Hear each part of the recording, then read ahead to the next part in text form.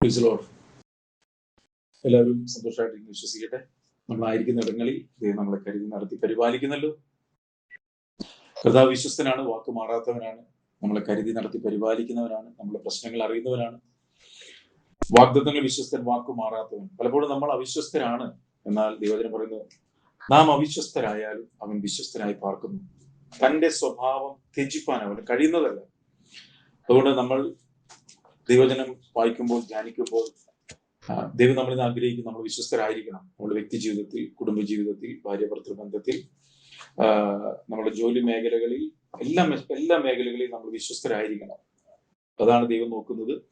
ഗൃഹവിചാരകന്മാരിൽ അവൻ അന്വേഷിക്കുന്നതോ അവർ വിശ്വസ്തരായിരിക്കണം. ദൈവത്തിന് മാറ്റമില്ലാത്ത വചനത്തിന് അനുസരണത്തിൽ കൂടി നയിക്കപ്പെടുന്ന ഓരോ വ്യക്തികളും ഈ വിശ്വസ്തതയിലേക്ക് കയറി വരും. അത് അവരുടെ ജീവിതത്തെ സമൂലമായി മാറ്റും. എല്ലാവിധമായിട്ടുള്ള അനുഗ്രഹങ്ങളാലും ദൈവം നമ്മളെ നിറയ്ക്കും. ദൈവത്തിന് അതിനൊന്നും ഒരു ബുദ്ധിമുട്ടില്ല. നന്മയും കരുണയും ആയുഷ്കാലം ഒക്കെ നിന്നെ പിന്തുടരുന്ന കർത്താവ് പറഞ്ഞു. അപ്പോ ദൈവത്തിന്റെ വാഗ്ദത്തങ്ങൾ എത്ര ഉണ്ടെങ്കിലും അത് ക്രിസ്തുവിൽ ഉവ്വ് എന്നും ആമേൻ എന്നുമാണ്. അപ്പോ ആ കർത്താവിന്റെ വാഗ്ദത്ത വചനങ്ങൾ ഓരോന്നും നമ്മൾ കാണുമ്പോൾ അതിന് ആമേൻ പറയണം. നമ്മൾ ആമേൻ പറഞ്ഞിട്ട് ആ വചനത്തിന്റെ, ആ വാഗ്ദത്ത വചനം എങ്കിൽ നിവൃത്തിയാകാൻ തടസ്സം നിൽക്കുന്ന എന്തെങ്കിലും എന്റെ ജീവിതത്തിൽ മറഞ്ഞു കിടപ്പുണ്ടെങ്കിൽ അതിനെ നമ്മൾ എന്ത് ചെയ്യണം? ഏറ്റുപറഞ്ഞ് ഉപേക്ഷിക്കണം. കാരണം നമ്മളുടെ പല വചന വിരുദ്ധമായിട്ടുള്ള ചിന്തകളും ഒക്കെ, അല്ലെങ്കിൽ നമ്മൾ വചന വിരുദ്ധമായിട്ട് എടുത്തിരിക്കുന്ന പല തീരുമാനങ്ങളൊക്കെ ഉണ്ടെങ്കിൽ അത് പലപ്പോഴും നമ്മുടെ അനുഗ്രഹങ്ങൾക്ക് തടസ്സമാകും. അപ്പോ നമ്മുടെ അനുഗ്രഹങ്ങൾക്ക്, നമ്മുടെ സൗഖ്യത്തിന്, സമാധാനത്തിന്, സ്വസ്ഥതയ്ക്ക്, സന്തോഷത്തിന്, പ്രത്യാശയ്ക്ക്, ജീവന്റെ സമൃദ്ധിക്ക്, വിശുദ്ധിക്ക് ഒന്നും നമ്മൾ ഒരിക്കലും തടസ്സമാകരുത്. അപ്പോ തടസ്സം വല്ലതും ഉണ്ടോ എന്ന് അറിയുന്നത് വചനത്തിൽ കൂടിയാണ്. അതുകൊണ്ട് വചനം നമ്മൾ രാപ്പകൽ ധ്യാനിക്കണം. വചനവിരുദ്ധമായ കാര്യങ്ങളൊക്കെ നമ്മൾ ഏറ്റുപറയണം, ഉപേക്ഷിക്കണം. വചനം പറയുന്നുണ്ടല്ലോ, തന്റെ ലംഘനങ്ങളെ മറച്ചു വെക്കുന്നതിനാണ് ശുഭം വരാത്തത്, ഏറ്റുപറഞ്ഞ് ഉപേക്ഷിക്കുന്നതിനോ കരുണ ലഭിക്കും. അപ്പോ കർത്താവ് കരുണയും കൃപയും മനസ്സിലും മഹാദയുള്ള ദൈവമാണ്. ആ ദൈവം നമ്മളെ കരുതി നടത്തി പരിപാലിക്കും. പ്രത്യേക നമ്മളിപ്പോൾ ജീവിക്കുന്ന ഈ കാലഘട്ടം എന്ന് പറയുന്നത് വല്ലാത്തൊരു കാലഘട്ടം. ഓരോ ദിവസവും യുദ്ധത്തെ കുറിച്ചാണ് കേൾക്കാനുള്ളത്. യുദ്ധശ്രുതി. കർത്താവ് നിങ്ങൾ യുദ്ധങ്ങളെയും യുദ്ധശ്രുതികളെയും കുറിച്ച് കേൾക്കും, ചഞ്ചലപ്പെടരുതെന്നൊക്കെ വചനം പറയുന്നുണ്ട്. പക്ഷെ ഇപ്പോൾ എന്നും യുദ്ധമാണ്.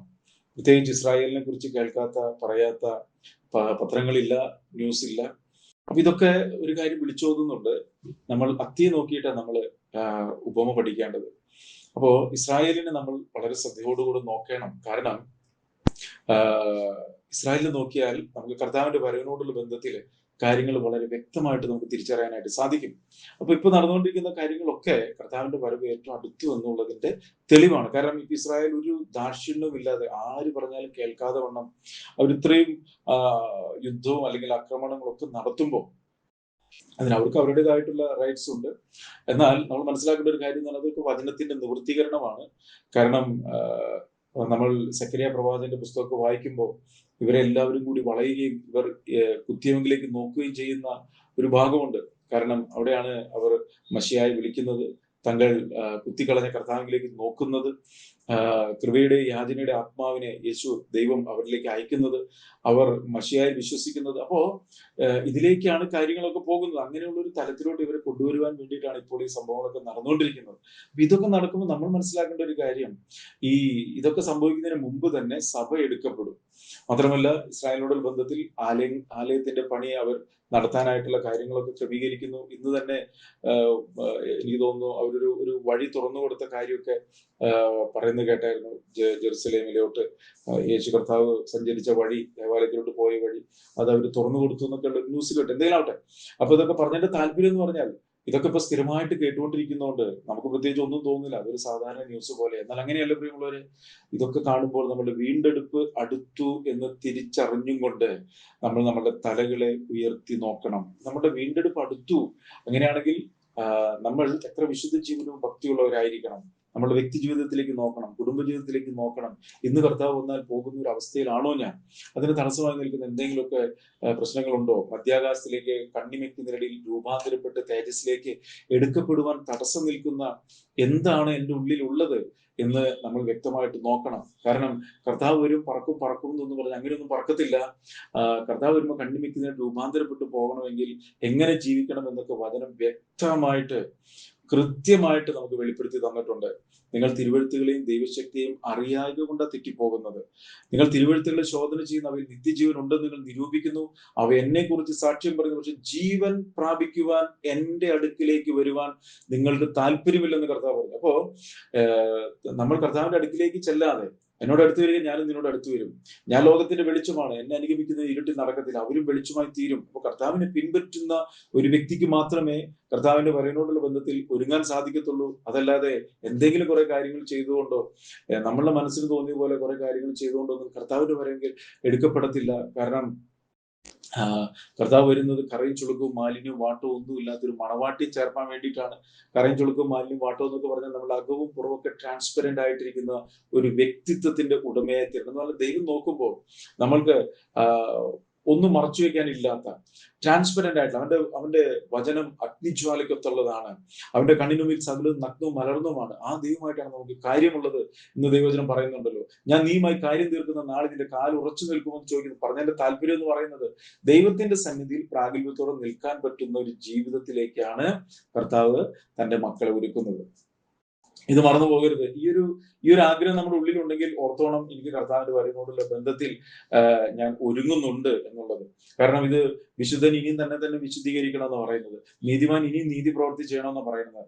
മാത്രമല്ല വെളിപ്പാട് പുസ്തകത്തിൽ പറയുന്നത് കാന്തയും തന്നെത്താൻ ഒരുക്കുന്നു. കാന്തയും തന്നെത്താൻ ഒരുക്കുകയാണ് എന്ന് പറഞ്ഞാൽ എനിക്ക് ഇനിയും കർത്താവെ ആ പുത്രനെ യേശുവിനെ പോലെ ആയിത്തീരണം. കാരണം പുത്രന്റെ തനി സ്വരൂപത്തോട് അനുരൂപരായവരെ ചേർപ്പാനാണ് കർത്താവ് വരുന്നത്. അതിൽ ആണും പെണ്ണൊന്നുമില്ല. ആരെങ്കിലും ചിന്തിക്കുന്നുണ്ടോ ഇതെങ്ങനെ ഇപ്പൊ പുത്രന്റെ തനി സ്വരൂപത്തോട് ഞാൻ അനുരൂപത്? ക്യാരക്ടറിനെ കുറിച്ചാണ് പറയുന്നത്. നമ്മളിൽ ആ ദൈവിക സ്വഭാവം നമ്മളിൽ നിറഞ്ഞു വരണം. അപ്പോ അതിനാണ് ദൈവത്തിന്റെ പരിശുദ്ധാത്മാവ് നമ്മളെ വിളിക്കുന്നത്. അപ്പോ ഇങ്ങനെ ഒരു ആ അനുഭവത്തിൽ ആയവരെ ചേർപ്പാനാണ് കർത്താവ് വരുന്നത്. അല്ലാതെ ഏതെങ്കിലും പെന്തിക്കോസ്ത് വിഭാഗത്തെ ചേർപ്പാനോ അല്ലെങ്കിൽ ക്രിസ്ത്യാനികൾ എന്ന് പറഞ്ഞ് നടക്കുന്നവരെ ചേർപ്പാനോ ഒന്നുമല്ല. ആ ദൈവവചനത്തിന്റെ അനുസരണത്തിൽ കൂടി ദൈവത്തിന്റെ ആത്മാവിനെ നയിക്കപ്പെട്ട് ഓരോരോ വചനത്തിന്റെ അനുസരണത്തിൽ കൂടി ക്രിസ്തുവിൽ വളർന്ന് തികവിലേക്ക് എത്തണം.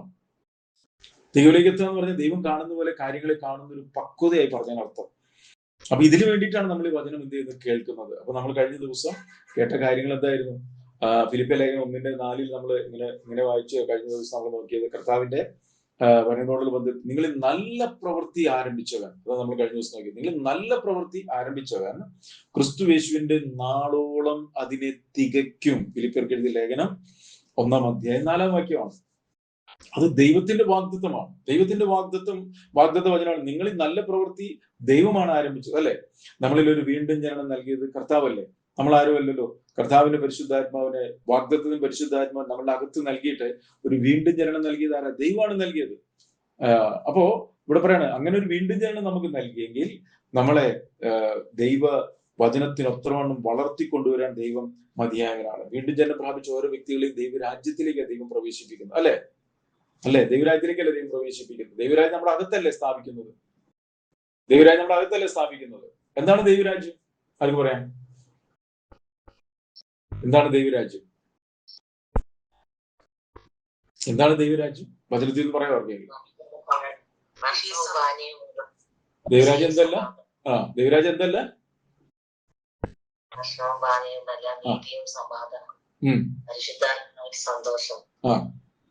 ഓക്കെ. അപ്പൊ എന്ത് ചെയ്യണം നമ്മള്? അടുത്തത് അവിടെ അങ്ങ് നിന്നിട്ട് കാര്യമില്ല, പിന്നോട്ട് പോകണം, കുറച്ചുകൂടി പോകണം. ദൈവരാജ്യം ഭക്ഷണവും പാനീയവും അല്ല. ശരി, സമ്മതിച്ചു. നീതിയാണ്, സമാധാനമാണ്, പരിശുദ്ധാത്മാവിൽ സന്തോഷമാണ്, അതും സമ്മതിച്ചു. ഇനി എന്ത് ചെയ്യണം? ഇത് മനസ്സിലായിട്ട് നമ്മൾ എന്ത് ചെയ്യണം? അത് വായിച്ചെന്ന റോമാലേഖനം 14-17, അല്ലെ? നമ്മൾ ദൈവരാജ്യത്തിലേക്ക് അർത്ഥം നമ്മളെ പ്രവേശിപ്പിച്ചെങ്കിൽ എന്താണ് ദൈവരാജ്യം എന്ന് അറിയാതെ പിന്നെ ഇങ്ങനെ ദൈവരാജ്യത്തിൽ നമ്മൾ വളരുന്നത്? 14 വായിച്ചോട്ടെ, ആരെങ്കിലും ഉണ്ടോ? ദൈവരാജ്യം ശ്രദ്ധിക്കണം എല്ലാവരും. ഇതൊക്കെ നമ്മുടെ ഹൃദയത്തിലോട്ട് സംഗ്രഹിക്കണം. പറഞ്ഞത് ശരിയാണ്, പക്ഷെ അതിന്റെ അടുത്ത പാർട്ടും കൂടി നമ്മുടെ ഉള്ളിലോട്ട് ഇപ്പൊ കയറണം. ദൈവരാജ്യം ഭക്ഷണവും പാനീയവും അല്ല.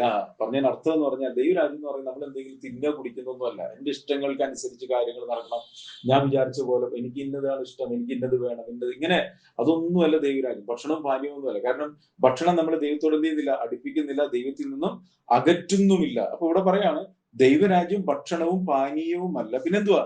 നീതിയും സമാധാനവും പരിശുദ്ധാത്മാവിൽ സന്തോഷവുമാണ്. അപ്പോ ദൈവരാജ്യത്തിലേക്ക് പ്രവേശിക്കപ്പെട്ട ഒരു വ്യക്തിക്ക് ദൈവനീതി എന്താണെന്ന് അറിയണം. അല്ലെ? ഇതൊക്കെ നമ്മൾ പറഞ്ഞിട്ടുള്ള കാര്യമാണ്. എന്തോ നീതി? ദൈവം നമ്മൾ നീതീകരിച്ചു, നീതിമാനായി പ്രഖ്യാപിച്ചു. ഒരു പാപമില്ലാത്തവനെ പോലെ നമ്മളെ ദൈവം കണ്ടു. നമ്മളെ എല്ലാ പാപക്കറകളെയും കഴുകിക്കളഞ്ഞു. വിശ്വാസത്താൽ ദൈവം നമ്മളെ നീതീകരിച്ചു.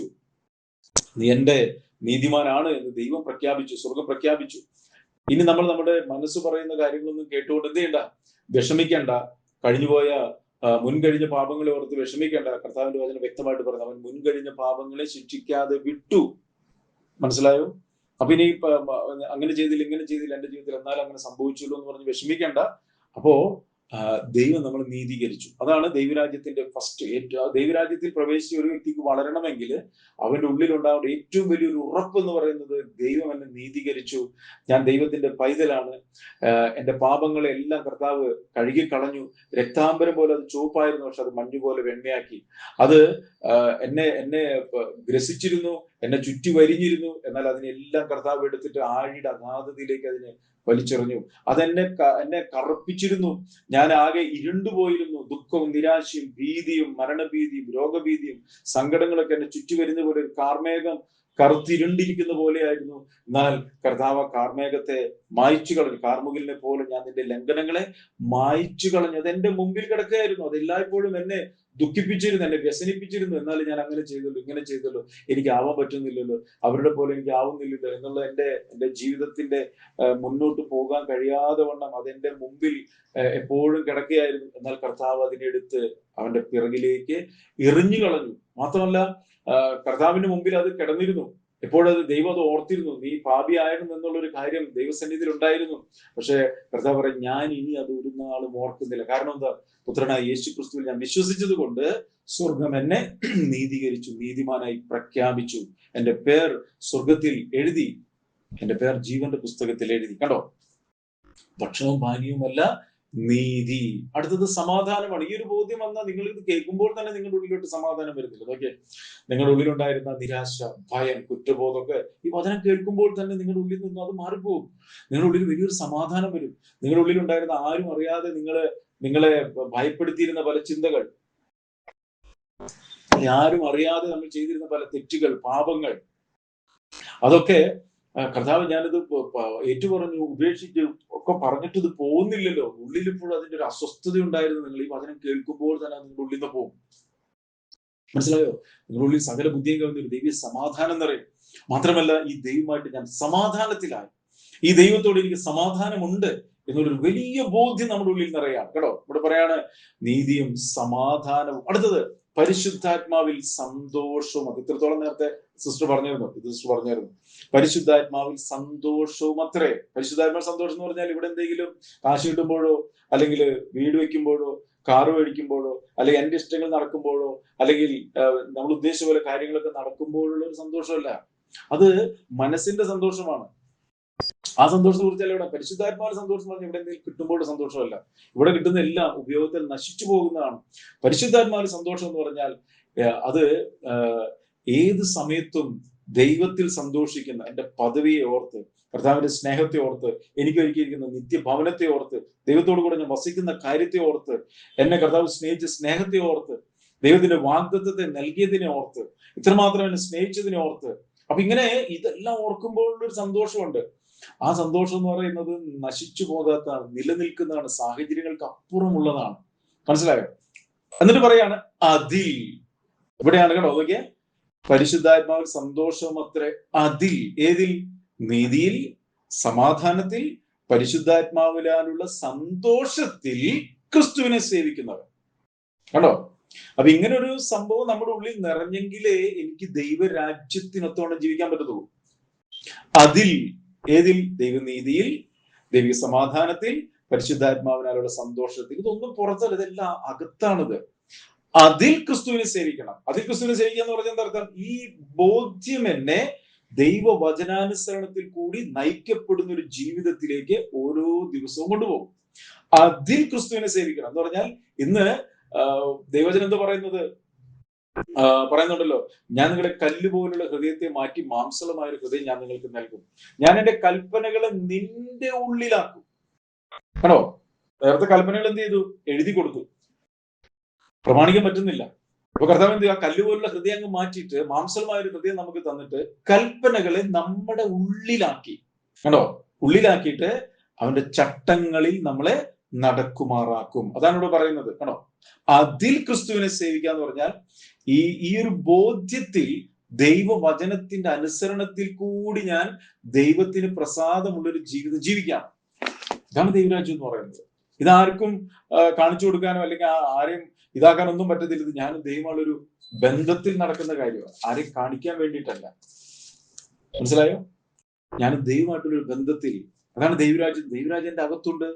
ദൈവരാജ്യത്തിന്റെ നിയമം എന്റെ അകത്തുണ്ട്. ദൈവരാജ്യത്തിന്റെ നിയമം തന്ന പരിശുദ്ധാത്മാവിന്റെ അകത്തുണ്ട്. മനസ്സിലായോ? പരിശുദ്ധാത്മാവെന്ന കാര്യസ്ഥന് എന്നേക്കും നമ്മളോട് കൂടെ ഇരിക്കാൻ വേണ്ടി നമ്മളോട് കൂടെയുണ്ട്. അല്ലാതെ നമ്മൾ എന്തെങ്കിലുമൊക്കെ ചെയ്യാൻ ഒരു നമ്മൾ പറയത്തില്ല, കുറച്ച് സമയം കർത്താവ് ഒന്ന് മാറി നിൽക്കട്ടെ, ഞാനൊരു പാപം ചെയ്തിട്ട് വരാം, അങ്ങനെ ഒരു പരിപാടിയൊന്നുമില്ല. കണ്ടാലും ഞാൻ ലോകാവസാനത്തോളം എല്ലാ നാളും നിന്നോട് കൂടെയുണ്ട്. അവന്റെ കണ്ണിന് മറച്ച് ഒന്നും ചെയ്യാൻ പറ്റത്തില്ല. മനസ്സിലായോ? അപ്പൊ കർത്താവിന്റെ സാന്നിധ്യം. ഇനി നമ്മൾ അതിന് പിരിഞ്ഞിട്ടൊരു ജീവിതമില്ല. ഇനി ഇങ്ങനെ പിരിഞ്ഞ് ജീവിച്ചു കഴിഞ്ഞാൽ ദൈവസാന്നിധ്യം നഷ്ടപ്പെട്ടു പോകും. ആ വ്യക്തി നിത്യ നരകത്തിലേക്ക് പോകേണ്ടതായിട്ട് വരും. മനസ്സിലായോ? പരിശുദ്ധാത്മാവിനെ ദുഃഖിപ്പിച്ചാൽ, പരിശുദ്ധാത്മാവിനെ നിന്ദിച്ചാൽ, പരിശുദ്ധാത്മാവിനെ എതിർത്തിയാൽ, പരിശുദ്ധാത്മാവിനെ കെടുത്തിയാൽ, ഒരു 3-4 സ്റ്റേജ് ഉണ്ട് അതിന്. പരിശുദ്ധാത്മാവ് വന്നതിന് വേണ്ടിയാ? എന്നേക്ക് നമ്മളോട് കൂടി ഇരിക്കുവാൻ, കാര്യസ്ഥനായി ഇരിക്കുവാൻ, നമ്മളെ ഒരുക്കുവാൻ, ദൈവഹിതം കാണിച്ചു തരുവാൻ, നശിച്ചു പോകാത്ത നിലനിൽക്കുന്ന നിത്യമായ ദൈവ തേജസ്സിന്റെ അധികമായ പ്രകാശനം നമുക്ക് നൽകുവാൻ, ആത്മാവിൽ ആഴങ്ങളെ വെളിപ്പെടുത്തുവാൻ, ദൈവത്തിന്റെ നിറവിലേക്ക് നമ്മൾ നയിക്കുവാൻ, പുത്രന്റെ സ്വരൂപത്തോട് നമ്മൾ അനുരൂപമാകുവാൻ, പിതാവിന്റെ ദിവ്യ സ്വഭാവം എന്താണ് നമുക്ക് വെളിപ്പെടുത്തി തരാം. ഇതിനൊക്കെ പരിശുദ്ധാത്മാവ് വന്നത്. പക്ഷേ പരിശുദ്ധാത്മാവ് വന്നു എന്ന് പറഞ്ഞിട്ട് നമുക്ക് ആ വ്യക്തിക്ക് ഈ പരിശുദ്ധാത്മാവിനാൽ തുടർമാനമായി നയിക്കപ്പെടാനുള്ള ഒരു ആഗ്രഹം ഇല്ലെങ്കിൽ എന്ത് ചെയ്യും? പതുക്കെ പതുക്കെ ദൈവ സാന്നിധ്യം, പരിശുദ്ധാത്മ സാന്നിധ്യം നഷ്ടപ്പെട്ടു പോകും. മനസ്സിലായോ? പരിശുദ്ധാത്മാവിനെ നമ്മൾ ദുഃഖിപ്പിക്കും. വചനത്തെ ലംഘിക്കുമ്പോഴാണ് പരിശുദ്ധാത്മാവ് ദുഃഖിക്കുന്നത്. മനഃപൂർവ്വം പാപം ചെയ്തു കഴിയുമ്പോൾ ദൈവത്തിന്റെ പരിശുദ്ധാത്മാവ് ദുഃഖിക്കും. പരിശുദ്ധാത്മാവിനെ എതിർക്കും. കാരണം പരിശുദ്ധാത്മാവ് നമ്മൾ വ്യക്തമായ കാര്യങ്ങൾ പറഞ്ഞു തരുമ്പോൾ ഒരു പുഷിങ് നമ്മുടെ അകത്തുനിന്നുണ്ടാവും. ഇതാണ് നീ ചെയ്യേണ്ടത്, ഇതാണ് നീ ഇന്ന് ആഗ്രഹിക്കുന്നത്, ഇന്നതുപോലെ നീ പ്രവർത്തിക്കേണ്ടത്, ഇന്നതാണ് ഞാൻ നിന്നിൽ നിന്നും ഈ സമയത്ത് പ്രതീക്ഷിക്കുന്നത്. ദോഷത്തിന് ദോഷമല്ല, ശകാരത്തിന് ശകാരമല്ല. നീ താണിരിക്കണം, ബഹുമാനിക്കണം, കീഴ്പ്പെടണം, അനുസരിക്കണം, സ്നേഹിക്കണം, ക്ഷമിക്കണം, മറക്കണം. അതൊക്കെ പരിശുദ്ധാത്മാവ് വളരെ ഇതായിട്ട് നമ്മുടെ അകത്തൂടെ പറയും. പക്ഷെ അതിനെ ഞാൻ എതിർക്കുമ്പോൾ, ആണോ, പരിശുദ്ധാത്മാവിനെ എതിർക്കുക, അങ്ങനെ നമ്മൾ പരിശുദ്ധാത്മാവിനെ പതുക്കെ പതുക്കെ ശ്രദ്ധിക്കാതെ വചനത്തെ തള്ളിക്കളഞ്ഞ് എന്റെ സ്വയത്തിലേക്ക് ഞാൻ പോകുമ്പോൾ പരിശുദ്ധാത്മ സാന്നിധ്യം വിട്ടുപോകും. അങ്ങനെ വിട്ടുപോയ സഭയെ കുറിച്ചാണ് വെളിപ്പാട് പുസ്തകത്തിൽ ഒരു സഭ എന്ന് പറയുന്നത് രക്ഷിക്കപ്പെടുന്ന ഒരു കൂട്ടമാണല്ലോ സഭ. ആ സഭയോട് പറയുന്നതാണ്, ഞാൻ നിങ്ങളുടെ ഹൃദയത്തിന്റെ വാതിലിൽ വന്ന് മുട്ടി വിളിക്കുന്നു. മുട്ടി വിളിക്കുമ്പോ എവിടെ? കർത്താവ് എവിടെ? കർത്താവ് എവിടെയാ? കർത്താവ് പുറത്താ. പാട്ടുണ്ട്, ആരാധനയുണ്ട്, അന്യഭാഷയുണ്ട്, അല്ലെ, എല്ലാ പരിപാടികളും ഉണ്ട്. ദൈവസാന്നിധ്യമില്ല. കർത്താവ് പുറത്താണ്. ഞാൻ ഹൃദയത്തിന്റെ വാതിൽ വന്ന് മുട്ടി വിളിക്കുന്നു, എന്റെ ശബ്ദം കേട്ട് നീ വാതിൽ തുറന്നാൽ ഞാൻ നിന്നോട് കൂടെ അത്താഴം കഴിക്കുന്ന ഒരു ബന്ധത്തിലേക്ക് വരും. അപ്പൊ കർത്താവ് അവസാനത്തോളം നമുക്ക് വേണ്ടി, ഓരോ വ്യക്തികൾക്ക് വേണ്ടി അവസരം തന്നുകൊണ്ടിരിക്കുന്നതാണ്. മനസ്സിലായോ? കർത്താവിന്റെ സ്നേഹമാണത്. അപ്പൊ നമ്മൾ ആ ദൈവ സാന്നിധ്യത്തിൽ നിന്നും നഷ്ടപ്പെട്ടു പോയിട്ടുണ്ടെങ്കിൽ സഭയ്ക്ക് ദൂതരുന്നു എന്തിനാ അത് പറയുന്നത്? അങ്ങനെയുള്ള ഒത്തിരി പേരുണ്ട്. നമ്മൾ ഒരിക്കലും അങ്ങനെയുള്ള ഒരു കൂട്ടത്തിലല്ല വേണ്ടത്. വേറെ ഭാഗത്ത് പറയുന്നത്, നീ ഉഷ്ണവാനുമല്ല ശീതവാനുമല്ല, ശീതോഷ്ണവാനാകിയാൽ നിന്നെ എന്റെ വായിൽ നിന്ന് ഞാൻ ഉമിണ്ണു കളയും എന്ന് പറഞ്ഞാൽ സാരമില്ല, കുഴപ്പമില്ല, എല്ലാവരും ചെയ്യുന്നതല്ലേ. പിന്നെ നമുക്ക് ഏറ്റു പറഞ്ഞ് ഉപേക്ഷിക്കാമല്ലോ. അതിനുള്ള എല്ലാ സംവിധാനവും കർത്താവ് ചെയ്തിട്ടുണ്ടോ? അല്ലെങ്കിൽ കർത്താവ് ക്ഷമിക്കുന്നേ. കർത്താവ് കരുണയും ദീർഘക്ഷമ മഹാദയുള്ള ദൈവമല്ലേ. ഒരു കാര്യം മനസ്സിലാക്കണം, നമ്മള് അറിഞ്ഞുകൊണ്ട് നമ്മൾ ദൈവസന്നിധിയിൽ അങ്ങനെ പാപം ചെയ്യാൻ പാടില്ല. മനഃപൂർവ്വം പാപം ചെയ്താൽ ഇനി ന്യായവിധിയുടെ ദഹിപ്പിക്കുന്ന ക്രോധാഗ്നിയേ ഉള്ളൂ എന്ന് ഇബ്രാഹിം ലേഖനത്തിൽ പറയുന്നുണ്ട്. മനസ്സിലായോ? അപ്പൊ നമുക്കറിയാൻ കൃത്യമായിട്ടൊരു സാഹചര്യങ്ങൾ ദൈവത്തിന്റെ ആത്മാവിനെ നയിക്കപ്പെടുന്ന ഒരു തലത്തിലോട്ടാണ് ദൈവം നമ്മളെ വിളിക്കുന്നത്. അങ്ങനെ ഇങ്ങനെയൊക്കെ പറയുമ്പോഴേ ആള് കുറയുന്നത്. മനസ്സിലായോ? വചനത്തെ വചനമായി പറയുമ്പോൾ ആളുകൾക്ക് ഭയങ്കര ബുദ്ധിമുട്ടാണ്. പക്ഷെ ഞാൻ പറയട്ടെ, നിങ്ങൾ ഈ വചനം ഏറ്റെടുക്കുന്ന വ്യക്തിയാണെങ്കിൽ നിങ്ങളുടെ ജീവിതം സമൂലമായി മാറും. നിങ്ങൾ ആള് മാറിയവരെ പോലെ മാറും. നിങ്ങൾ ഓരോ ദിവസവും തേജസ്സിന്മേൽ നിന്ന് തേജസ് പ്രാപിച്ച് തേജസ്സിന്മേൽ തേജസ്, നിങ്ങളുടെ പഴയ മനുഷ്യനെ കാണാൻ പോലും കിട്ടത്തില്ല. നിങ്ങൾ പോലും ചിന്തിക്കുക, എന്റെ ദൈവമേ, എന്റെ പഴയ ആ വ്യക്തി എവിടെ പോയി? നമ്മുടെ ഇഷ്ടങ്ങൾ മാറിപ്പോകുന്നു, കാഴ്ചപ്പാടുകൾ മാറുന്നു, ചിന്താഗതികൾ, ആരോടും കയ്പുമില്ല, പകയുമില്ല, വെറുപ്പുമില്ല. ഇനി എന്തെങ്കിലുമൊക്കെ വല്ലതൊക്കെ തേട്ടി വരികയാണെങ്കിൽ അപ്പോൾ തന്നെ ക്ഷമിക്കാനായിട്ട് പരിശുദ്ധാത്മ നമ്മളെ സഹായം. നാള് മാറി. കാരണം അങ്ങനെ ഒരു മാറ്റത്തിലേക്ക് വരുന്ന വ്യക്തികളാണ് അവന്റെ ആടുകൾ എന്ന് പറയുന്നത്. എന്റെ ആടുകൾ എന്റെ ശബ്ദം കേൾക്കുന്നു, അവ എന്നെ അനുഗമിക്കുന്നു, ഞാൻ അവയ്ക്ക് മേച്ചിൽ കൊടുക്കുന്നു, എന്റെ കയ്യിൽ നിന്ന് അവരെ പിടിച്ചു പറിക്കാൻ ആർക്കും പറ്റത്തില്ല. ഒരു ബന്ധമാണ്, ഒരു യാത്രയാണ്. മനസ്സിലായോ? അപ്പോ ഇവിടെ പറയാണ്, ദൈവരാജ്യം ഭക്ഷണം പാനീയം ഒന്നുമില്ല, നീതി, സമാധാനം, പരിശുദ്ധാത്മാ, സന്തോഷം അത്രേ, അതിൽ ക്രിസ്തുവിനെ സേവിക്കുക. പറഞ്ഞതിന്റെ താല്പര്യം എന്ന് പറഞ്ഞാൽ വചനത്തിന്റെ അനുസരണത്തിൽ കൂടിയുള്ള ഒരു ജീവിതം തുടർമാനമായിട്ട് നമ്മുടെ വ്യക്തി ജീവിതത്തിൽ ഉണ്ടാകും. ഇങ്ങനെ നടക്കുന്ന സമയത്ത് വീഴ്ചകളൊക്കെ ഉണ്ടാവും. അതൊക്കെ ഞാൻ നേരത്തെ പറഞ്ഞു തന്നിട്ടുള്ള കാര്യങ്ങളാണ്. വീഴും, നമ്മളുടെ ദേഷ്യം വരും, നമ്മളിൽ മറന്നു കിടക്കുന്ന പല ജഡ സ്വഭാവങ്ങൾ വെളിപ്പെട്ടു വരും, മുറുകെ പറ്റുന്ന പാപങ്ങളൊക്കെ പുറത്തോട്ട് ചാടും. അസൂയ, കയ്പ്, പക, വെറുപ്പ്, നീരസം, പിണക്കം, ജാരശങ്ക, അങ്ങനെയൊക്കെയുള്ള സംഭവങ്ങളൊക്കെ പുറത്തോട്ട് വരും. പക്ഷെ അത് പുറത്തോട്ട് വരുമ്പോ അതിനെ നമ്മൾ താങ്ങി പിടിച്ചു നടക്കുന്നില്ല. അതിനെ അങ്ങ് തള്ളിക്കളയണം, ശാസിക്കണം അതിനെ. എന്റെ ഉള്ളിലിരിക്കുന്ന അശുദ്ധാത്മാവെ, ദുരാത്മാവെ, ഭൂതാത്മാവെ, മലിനാത്മാവെ, ഇരുട്ടിന്റെ ആത്മാവെ, തിന്മയുടെ ആത്മാവെ, ഞാൻ നിന്നെ യേശു ക്രിസ്തുവിന്റെ നാമത്തിൽ ശാസിക്കുന്നു. ഞാൻ പൂർണ്ണമായി യേശുവിൻ്റെതാണ്. എന്റെ ശരീരം, എന്റെ മനസ്സ്, എന്റെ ചിന്തകൾ എല്ലാം യേശുവിൻ്റെതാണ്. നിനക്ക് എന്റെ മേൽ യാതൊരു അവകാശവുമില്ല. ഞാൻ പൂർണ്ണമായി നിന്നെ തള്ളിപ്പറയുന്നു എന്ന് പറയണം. അങ്ങനെ പറയാൻ വചനം പറഞ്ഞിട്ടുണ്ടോ? എഫെസ്യ ലേഖനത്തിൽ ഇരുട്ടിന്റെ നിഷ്ഫല പ്രവൃത്തികൾ, കേട്ടോ, ശാസിക്കുക അത്ര വേണ്ടത്. ശാസിക്കുമ്പോൾ അപ്പോൾ വെളിച്ചത്താൽ സകലത്തെ കുറിച്ച് ബോധം. ഇതിന് ശാസിക്കും ഈ സംഭവം ഇറങ്ങി പോകുമ്പോഴാണ് സുബോധം വരുന്നത്. അത് നമ്മളെ ദൈവവചനത്തിന്റെ അനുസരണത്തിൽ നടക്കാനായിട്ട് നമ്മളെ സഹായിക്കും. എന്നിപ്പോ ഇവിടെ പറയാണ്, അതിൽ ക്രിസ്തുവിനെ സേവിക്കുന്നവൻ. അപ്പൊ ഏതിൽ ക്രിസ്തുവിനെ സേവിക്കണം? ഏതിലാ സേവിക്കേണ്ടത്? നീതിയിൽ, സമാധാനത്തിൽ, പരിശുദ്ധാത്മാവിനാലുള്ള സന്തോഷത്തിൽ. ഇത് നമുക്ക് എല്ലാവർക്കും വേണ്ടതാട്ടോ. ഇത് നിങ്ങൾ കേൾക്കുമ്പോ അത് എനിക്ക് വേണ്ടതല്ലെന്ന് ആരെങ്കിലും പറയുന്നുണ്ടെങ്കിൽ നിങ്ങൾ വീണ്ടും ജനിച്ച വ്യക്തിയല്ല. വീണ്ടും ജന്മം പ്രാപിച്ച ഓരോ വ്യക്തികൾക്കും വേണ്ട കാര്യം ഞാൻ ഈ പറയുന്നത്. അപ്പൊ അവിടെ പറയാണ്, അതിൽ ക്രിസ്തുവിനെ സേവിക്കുന്നവൻ ദൈവത്തെ പ്രസാദിപ്പിക്കുന്നവനാണ്. കേട്ടോ, ഇനി എന്റെ ഇഷ്ടമല്ല, ദൈവത്തിന്റെ ഇഷ്ടമാണ്.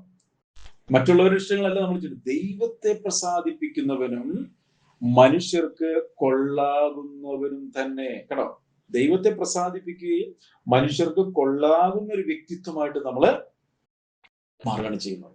ഇതാണ് നിങ്ങൾ നല്ല പ്രവൃത്തി ആരംഭിച്ച കർത്താവ് എന്താ ചെയ്യുന്നത്?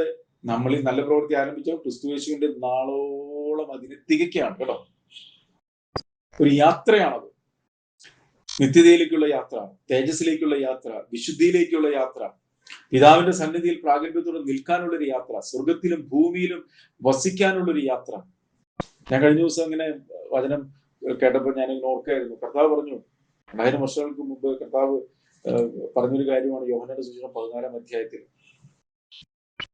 പറഞ്ഞൊരു കാര്യം എന്ന് പറയുന്നത്, നിങ്ങളുടെ ഹൃദയം കലങ്ങി പോകരുത്. എന്റെ പിതാവിൽ വിശ്വസിക്കണം, എന്നിലും വിശ്വസിക്കണം. എന്റെ പിതാവിന്റെ ഭവനത്തിൽ അനേകം വാസസ്ഥലങ്ങളുണ്ട്. നിങ്ങൾ നോക്കിയാൽ അതിനകത്ത് നിങ്ങൾ നോക്കിയേ, നമ്മൾ പലപ്പോഴും ഈ പല വലിയ ഇതുകളൊക്കെ, വലിയ അല്ലെങ്കിൽ സെലിബ്രിറ്റികളൊക്കെ താമസിക്കുന്ന സംഭവങ്ങളെയൊക്കെ കുറിച്ചൊക്കെ പറയുമ്പോൾ ഒക്കെ കണ്ടിട്ടുണ്ടല്ലോ വീഡിയോസ്. അല്ലെങ്കിൽ ഭയങ്കര സംഭവമാണ്, അതിനല്ലെങ്കിൽ ഇത്ര കോടി വിലയുണ്ട്, അല്ലെങ്കിൽ ഇത്ര കോടിയാണ് എന്റെ വില, ഇത്ര നിലകളുണ്ട്, ഭയങ്കര സംവിധാനങ്ങളുണ്ട് എന്നൊക്കെ പറഞ്ഞ് കേൾക്കുമ്പോൾ നമുക്ക് കാണുന്നതിനെ കണ്ണൊക്കെ വീഴ്ചയിരിക്കും. എന്റെ പ്രിയ സഹോദരങ്ങളെ നോക്കി, നമ്മുടെ അപ്പം പറയാണ്, സ്വർഗീയ പിതാവ് നമ്മളോട് പറയാണ്, മക്കളെ, ഞാൻ നിനക്കൊരു ഭവനം ഒരുക്കാൻ വേണ്ടി പോകുന്നു. നോക്കിയേ, ഉണ്ടാവട്ടെ എന്ന് കർത്താവിനോട് ഉൽപ്പത്തി പുസ്തകത്തിലെ പറഞ്ഞത്, ഉണ്ടാവട്ടെ എന്ന് യഹോവ അരുളി ചെയ്തപ്പോൾ ഉണ്ടായതാണ് ഈ പ്രപഞ്ചം, ഈ കാണുന്നത്. ആ പ്രപഞ്ചത്തെ അല്ലെ, ആ പ്രപഞ്ചം നമുക്ക് ഒരു മനുഷ്യന് ആ പ്രപഞ്ചം മുഴുവൻ കണ്ടു തീർന്നിട്ടില്ല അല്ലെ. കോടിക്കണക്കിന് നക്ഷത്രങ്ങളും സൂര്യനും ചന്ദ്രനും സൗരയൂഥവും എന്തൊക്കെ അതിലുണ്ടെന്നുള്ളത് സയൻസിനൊന്നും ഒരു പിടികിട്ടിട്ടില്ല. അത് ഉണ്ടാകട്ടെ എന്ന് പറഞ്ഞപ്പോൾ ഉണ്ടായതാ. ഇവിടെ കർത്താവ് പറയാണ്, ഞാൻ നിങ്ങൾക്കായിട്ടൊരു ഭവനം ഒരുക്കുവാൻ പോകുന്നു. എന്നിട്ട് പറയാ, നിങ്ങൾക്കായി ഭവനം ഒരുക്കിയാൽ ഞാൻ നിങ്ങളെ ചേർപ്പാൻ വരും. എന്റെ പിതാവിന്റെ ഭവനത്തിൽ അനേകം വാസസ്ഥലങ്ങളുണ്ട്. എന്തിനു അനേകം വാസസ്ഥലങ്ങൾ? ദൈവത്തോടു കൂടെ വസിക്കുവാൻ വേണ്ടി, നമ്മൾ അവരോട് കൂടെ വാസം ചെയ്യാൻ വേണ്ടി നമുക്കുള്ള ഭവനങ്ങൾ. ഈ ഭവനത്തിന്റെ പ്രത്യേകത എന്താ? നശിച്ചു പോകാത്തതാണ്, നിലനിൽക്കുന്നതാണ്, തേജസ്സുള്ള പട്ടണമാണ് പുതിയ ജെറുസലേം എന്ന വിശുദ്ധ. വെളിപ്പാട് പുസ്തകത്തിൽ നമ്മൾ ഇങ്ങനെ സംഭവം കാണുന്നുണ്ട്. ഈ പറഞ്ഞ സംഭവത്തെ നമ്മൾ വെളിപ്പാട് പുസ്തകത്തിലെ കാണുന്നത്. വെളിപ്പാട് പുസ്തകം 21-ാം അധ്യായത്തിൽ പറഞ്ഞു, ഞാൻ പുതിയ ആകാശവും പുതിയ ഭൂമിയും കണ്ടു. ഒന്നാമത്തെ ആകാശവും ഒന്നാമത്തെ ഭൂമിയും ഒഴിഞ്ഞുപോയി. നമ്മൾ ഈ കാണുന്ന ആകാശം ഉണ്ടല്ലോ, ഇതെല്ലാം പോവാനുള്ളതാ, ഇതെല്ലാം തീക്കായി ചുറ്റഴിവാനുള്ളതാ. എന്നിട്ട് വെളിപ്പാട് പുസ്തകത്തിൽ പറയാം, ഞാൻ ഒന്നാമത്തെ ആകാശം ഒന്നാമത്തെ ഭൂമി ഒഴിഞ്ഞുപോയി, സമുദ്രവും ഇനി ഇല്ല. എന്നിട്ട് പറയാം, പുതിയ ജെറുസലേം എന്നൊരു വിശുദ്ധ നഗരം. കേട്ടോ, വിശുദ്ധ. ഓരോ വാക്കുകളൊക്കെ ശ്രദ്ധിക്കുകയാണെങ്കിൽ എത്രത്തോളം പറയാനുണ്ടെന്നറിയാം. വിശുദ്ധ നഗരം, മണവാളനായി അലങ്കരിക്കപ്പെട്ട മണവാട്ടിയെ പോലെ സ്വർഗത്തിൽ നിന്ന്, ദൈവത്തിന്റെ സന്നിധിയിൽ നിന്നും ഇറങ്ങി വരുന്നത് ഞാൻ കണ്ടു. കേട്ടോ, എന്നിട്ട് പറയാ, ഇതാ മനുഷ്യരോട് കൂടെ ദൈവത്തിന്റെ കൂടാരം, അവൻ അവരോട് കൂടെ വസിക്കും. കേട്ടോ, വെളിപ്പാട് പുസ്തകത്തിലല്ലേ പറയുന്നത്. എത്ര മനോഹരമാണ് ആ വാക്കുകൾ. ഓരോ ദിവസവും നമ്മൾ ധ്യാനിക്കണം. ഇത്ര മനോഹരമായിട്ട് അല്ലെ. നമ്മളൊരു കൊച്ചു വീട് വെക്കുകയാണെങ്കിൽ തന്നെ അവിടെ പോയിട്ട് നിന്ന് നോക്കുകയല്ലേ, റൂം നോക്കും, പണികൾ എങ്ങനെയുണ്ടെന്ന് നോക്കും. അതൊക്കെ നശിച്ചു പോകാനുള്ളതാണെങ്കിൽ ഇവിടെ നിലനിൽക്കുന്ന നിത്യഭവനം കർത്താവ് നമുക്ക് ഒരുക്കിയിട്ട് നമ്മളത് വായിച്ചിട്ട് പോലുമില്ല. നോക്കി അവിടെ പറയണ്ടോ, എന്നിട്ട് നോക്കിയേ, സിംഹാസനത്തിൽ ഒരു മഹാശബ്ദം പറയുന്നതായി ഞാൻ കേട്ടത്, ഇതാ മനുഷ്യരോട് കൂടെ ദൈവത്തിന്റെ കൂടാരം. ഈ കൂടാരം എന്ന് പറയുന്ന വാക്കിന് വലിയ പ്രത്യേകതയുണ്ട്. കാരണം ദൈവം എപ്പോഴും ആഗ്രഹിക്കുന്നത് നമ്മളോട് കൂടെ വസിക്കാൻ വേണ്ടിയിട്ടാണ്. ഉൽപ്പത്തി പുസ്തകത്തിൽ തന്നെ കാണാനായിട്ട് സാധിക്കും. വെയിലാറിയപ്പോൾ യഹോവയായ ദൈവം ഏദൻ തോട്ടത്തിലേക്ക് ഇറങ്ങി വന്നു. എന്തിനു വേണ്ടിയാ? ഫെല്ലോഷിപ്പിന് വേണ്ടിയിട്ട്, ആദത്തോട് ഹവ്വയോട് സംസാരിക്കാൻ വേണ്ടിയിട്ട്. കാരണം തേജസ്സൊക്കെ അവർ അണിയിച്ചിരുന്നു. ആ തേജസ്സിലേക്ക് അവർ വളർന്ന് ആ ദൈവ തേജസ്സിലേക്ക് അവർ എടുക്കപ്പെടുന്ന ഒരു അനുഭവത്തിലേക്ക് വളരാൻ വേണ്ടിയിട്ടാണ് ദൈവം അവരെ ആക്കിയത്. അവിടെ ജീവവൃക്ഷത്തിന്റെ ഫലം ഭക്ഷിച്ച് ഭക്ഷിച്ച് ഭക്ഷിച്ച് അവർ ദൈവത്തിന്റെ ആ സ്വരൂപത്തോട് അനുരൂപമാകണമായിരുന്നു. ദൈവം കാണുന്ന പോലെ കാര്യങ്ങളെ കാണുന്ന വ്യക്തിത്വങ്ങളായി അവർ മാറണമായിരുന്നു. അവർ ജീവവൃക്ഷത്തിന്റെ ഫലം ഭക്ഷിക്കേണ്ടതിന് പകരം നന്മ തിന്മകളെ കുറിച്ചുള്ള അറിവിന്റെ വൃക്ഷഫലം ഭക്ഷിച്ചു. അവർ മരണത്തിലേക്ക് നയിക്കപ്പെട്ടു. പക്ഷെ ദൈവഹൃദയത്തിലെ പദ്ധതികൾക്കൊന്നും മാറ്റം വന്നിട്ടില്ല. പിന്നെയും ദൈവം ഒരു ജനതയെ വിളിച്ച് വേർതിരിച്ചിട്ട് അവരോട് കൂടെ പാർക്കാൻ വേണ്ടിയിട്ട് ദൈവം ഒരു കൂടാരം അടിച്ചു. ഇവിടെ നോക്കിയാണ് മനുഷ്യരോട് കൂടെ ദൈവത്തിന്റെ കൂടാരം എന്ന് പറയുന്നത്. ഇത് പൂർണ്ണമായിട്ട് എല്ലാ കാര്യങ്ങളും നിവർത്തിച്ചതിന് ശേഷം പറയാം. പക്ഷെ അതിലേക്ക് പോകുന്നതിന് മുമ്പ് ദൈവത്തിൽ ആഗ്രഹം എന്താണെന്ന് ദൈവം വെളിപ്പെടുത്തുന്ന കാണാം. സമാഗമന കൂടാരം ഉണ്ടാക്കി. എന്റെ സാന്നിധ്യം നിങ്ങളോട് കൂടെ പോരും. ആ സമാഗമന കൂടാരത്തിൽ ദൈവ സാന്നിധ്യം ഇവരോട് കൂടെ പോകുകയാണ്. പകൽ മേഘസ്തംഭമായി, രാത്രി അഗ്നിത്തൂണായി അവരോട് കൂടെ ദൈവ സാന്നിധ്യം കൂടാരത്തിൽ. ഇനി കൂടാരത്തിൽ നിന്ന് മാറിയിട്ട് ദാവീദിനാണ് തോന്നിയത് ഒരു ആലയം പണിയണമെന്ന്. ഒരു ജെറുസലേം ദേവാലയം പണിതു. ആ ജെറുസലേം ദേവാലയത്തിൽ ദൈവ തേജസ് വന്നിറങ്ങി. ആ ആലയത്തിലും ദൈവ സാന്നിധ്യം വന്നിറങ്ങി.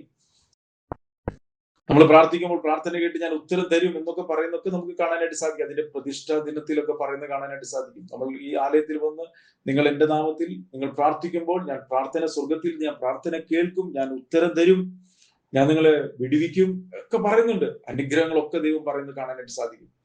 എന്ന് നമുക്കറിയാം, ആ ജെറുസലേം ദേവാലയം തകർന്നു പോയി. ഇന്ന് ഒരു ആലയത്തിലല്ല കർത്താവ് വസിക്കുന്നത്. ദൈവം കൈപ്പണിയായുള്ള ആലയങ്ങളിൽ വാസം ചെയ്യുന്നില്ല.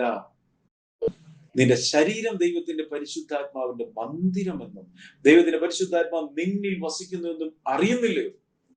കണ്ടോ, ദൈവത്തിന്റെ പരിശുദ്ധാത്മാവ് ഇന്ന് നമ്മുടെ കൂടാരത്തിൽ. അതുകൊണ്ടാണ് അപ്പോസ്തലൻ പൗലോസ് പറഞ്ഞത്, കൂടാരമാകുന്ന നമ്മുടെ ഭൗമ ഭവനം അഴിഞ്ഞു പോയാൽ. കണ്ടോ, കൂടാരമാകുന്ന ഈ ശരീരത്തില്, ഈ മൺമയമായ ശരീരത്തിലാണ് തേജസ്സുള്ള കർത്താവ് വസിക്കുന്നത്. എന്തിനു വേണ്ടിയിട്ടാ? ഈ മൺമയമായ ശരീരത്തെ തേജസ്കരിക്കപ്പെട്ട ഒരു ശരീരമാക്കി മാറ്റണം. കൂടാരമായി നമ്മുടെ ഭൗമഭവനം അഴിഞ്ഞുപോയാൽ കൈപ്പണിയല്ലാത്തൊരു നിത്യഭവനം കർത്താവ് നമുക്ക് ഒരുക്കുന്നുണ്ട്. അപ്പോ ഇന്ന് ഈ ആലയത്തിൽ വസിച്ചുകൊണ്ട് നമ്മുടെ ഓരോ വ്യക്തികളെയും ആത്മാവാകുന്ന ആലയത്തിലേക്ക് പരിശുദ്ധാത്മാവ് വന്ന് ആ ആലയത്തെ തേജസ്സുള്ള ഒരു ആലയമാക്കി പണിയുകയാണ്. ആ ആലയത്തിന്റെ പണി നടക്കുന്നതോടൊപ്പം പാപത്താൽ മലിനമാക്കപ്പെട്ട എന്റെ മനസ്സിനെ ശുദ്ധീകരിക്കണം. കാരണം കർത്താവ് വരുമ്പോൾ ആത്മാവ് മാത്രമായിട്ട് അങ്ങ് പോവല്ല. കർത്താവ് വരുമ്പോൾ നമ്മുടെ ആത്മാവ്, നമ്മുടെ പ്രാണൻ, നമ്മുടെ ദേഹം എല്ലാം ഒരുമിച്ച് തേജസ്കരിക്കപ്പെട്ടിട്ട് എടുക്കപ്പെടുന്നത്. ഇപ്പൊ പരിശുദ്ധാത്മാവ് എവിടെ വന്നു? ആത്മാവിൽ വന്നു. ദൈവത്തിന്റെ ആത്മാവ് നമ്മുടെ ആത്മാവിലേക്ക് വന്ന് നമ്മുടെ ആത്മാവിനെ ജീവിപ്പിച്ചു. ഇനി ആത്മാവിന്റെ പരിപാടി എന്തുവാ? നമ്മളെ ദൈവവചനത്തിന്റെ അനുസരണത്തിൽ കൂടി നയിക്കണം. അങ്ങനെ നയിക്കുമ്പോൾ എവിടെയാ മാറ്റം വരേണ്ടത്? ആത്മാവിനല്ല മാറ്റം വരേണ്ടത്. വചനത്തിന്റെ അനുസരണത്തിൽ കൂടി നയിക്കുമ്പോൾ മനസ്സിനാണ് മാറ്റം വരേണ്ടത്. മനസ്സ് പുതുക്കണം. അതാണ് റോമാലേഖനത്തിൽ പറയുന്നത്, നന്മയും പ്രസാദവും പൂർണ്ണതയുമുള്ള ദൈവഹിതം ഇന്നതെന്ന് തിരിച്ചറിയാൻ മനസ്സ് പുതുക്കി രൂപാന്തരപ്പെടുകയും. അപ്പോൾ ആത്മാവ് നമ്മൾ എന്ത് ചെയ്യുന്നു? വചനത്തിൽ കൂടി സാഹചര്യങ്ങളുടെ നടുവിലേക്ക് നയിക്കപ്പെടുന്നു. അവിടെയാണ് അമ്മായിപ്പൻ, അമ്മായിയമ്മ, ഭാര്യ, ഭർത്താവ്, മക്കൾ, അയൽവാസികൾ, കൂട്ടുകാർ, ബന്ധുക്കാർ, പാസ്റ്റർമാർ, അങ്ങനെ പല സാഹചര്യങ്ങളാണ് പരിശുദ്ധാത്മാവ് ഈ ഓരോ വ്യക്തികളിലേക്ക് നടത്തി സാഹചര്യങ്ങളിൽ കൂടി. അതുകൊണ്ട് വചനം പറയുന്നത് എല്ലാവരോടും സമാധാനം ആചരിച്ച് ശുദ്ധീകരണം പ്രാപിപ്പാൻ ഉത്സാഹിപ്പിൻ. ശുദ്ധീകരണം കൂടാതെ ആരും കർത്താവിനെ കാണത്തില്ല. അപ്പൊ ആത്മാവിന് ചെയ്യാൻ പറ്റുന്ന ഒറ്റ കാര്യമുള്ളൂ, വചനത്തിന്റെ അനുസരണത്തിന്റെ ഒരു സാഹചര്യത്തിലേക്ക് നമ്മൾ നടത്തും. അവിടെ നിൽക്കുന്ന വ്യക്തി ആരാ?